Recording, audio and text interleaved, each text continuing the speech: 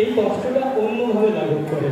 যারা ঝুমুর বীরভূম বাঁকুড়া এখানে যারা যারা এখানকার মানুষ তারা জানেন এই ধরনের গান তারা কষ্টটাকে লাঘব করার জন্যই করে। আমরা আস্তে আস্তে স্ল্যাংয়ের দিকে চলে যাবো, সেটা দিকে যাওয়া ঠিক হবে না। আমরা অন্য দিকে যাই, সেটা দিকে যাই না কি আমরা এখন 10 মিনিট আছে মহারাজ।